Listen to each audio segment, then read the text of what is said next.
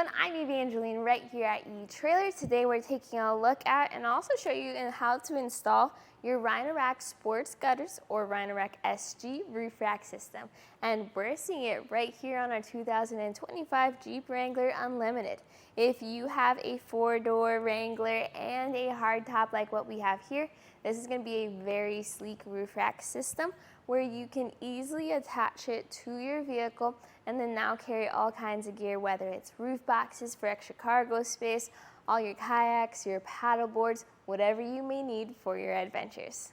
Of the different roof rack options for your Jeep Wrangler, this is going to be one of the sleekest options while still being easily removable, because you can go as intensive as drilling in holes and making tracks on your hardtop, or you can go as quick and easy as clamp-on systems that go onto the gutters of your roof.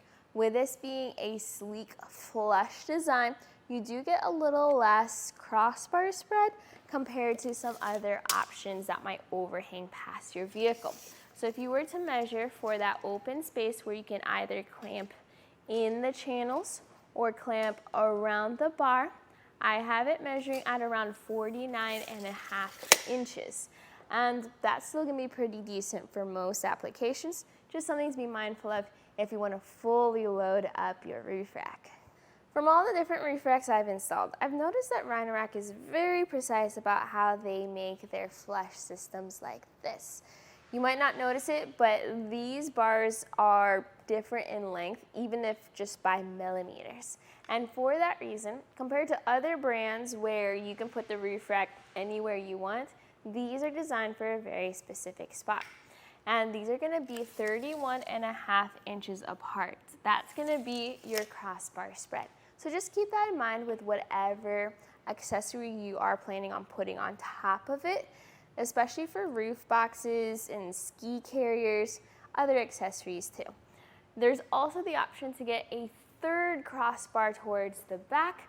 We have a kit for that here at eTrailer as well, if you want even more load distribution to carry even more things.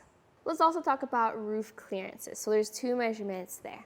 The first is how much space do you have underneath the bar for clamps and other accessories?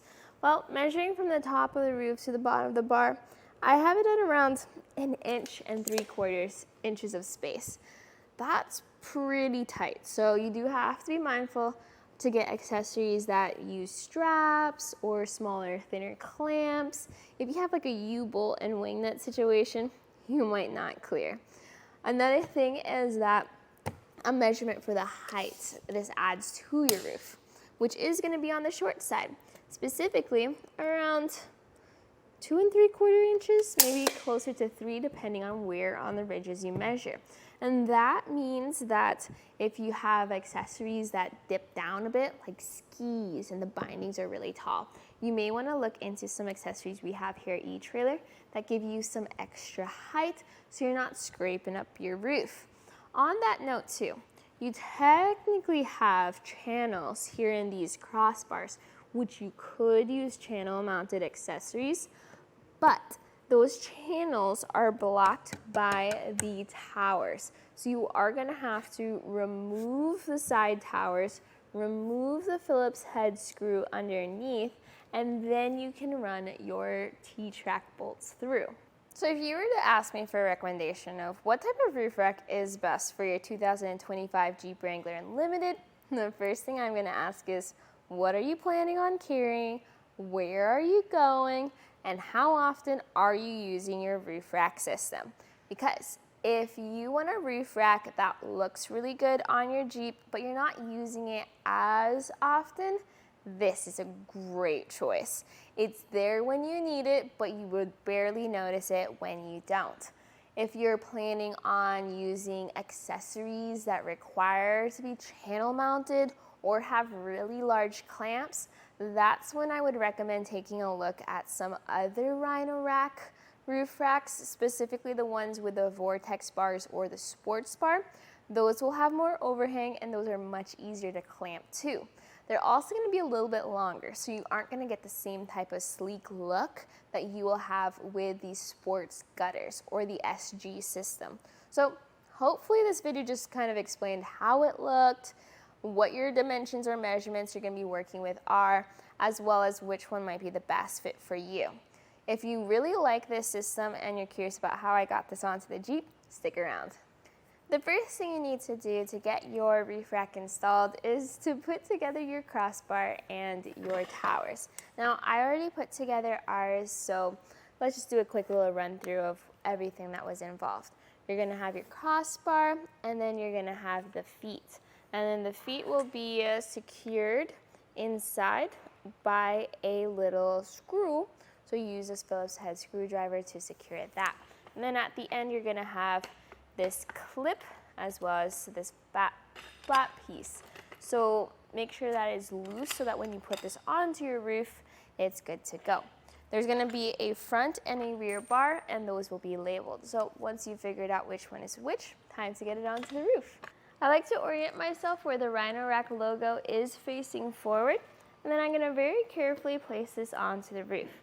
Now this is best done with a second person who is able to assist with that clamping process. But if you're doing this by yourself, then I do recommend putting something soft on the roof for your crossbar to set on as you get this into position and fit it into the gutters. Now when getting this onto your roof, you do have to make sure you have it in a specific spot, because that way both sides can come down and fit over that gutter. So for dimensions or measurements, you're gonna measure from that middle door seam, and you're gonna want it at 11 13/16 of an inch, which will be pretty close to 11 3/4 inches. I measure center to center for that, and make sure that's the same on both sides, and that way you can tighten down. And I like to evenly tighten down on both sides. That way we're not pulling the whole system one way to the other. For example, I'll tighten this side down about halfway. And then finish tightening on the other side. And you'll also want to distribute this left to right. So tighten down each bolt evenly. And as you do that, you also want to apply downward pressure on the roof rack and inward pressure on the clamp. There's a lot going on here, but that all works together to make sure that you get the best fit on your system. And finally, this tool here is actually a torque tool. So once you feel like you've gotten pretty tight on your system, apply pressure to the end of the tool. If it flattens out, then you know that you've tightened to spec. As a security precaution, that tool included is a security Allen key. So when you're done tightening down all 4 towers, I always recommend throwing this into your glove box. That way you have that secure and ready for when you need to take this roof rack off. But just like that, you now have your Rhino Rack Roof Rack system installed. You're ready to load this up with all kinds of gear for all of your adventures. You saw it here on our 2025 Jeep Wrangler Unlimited.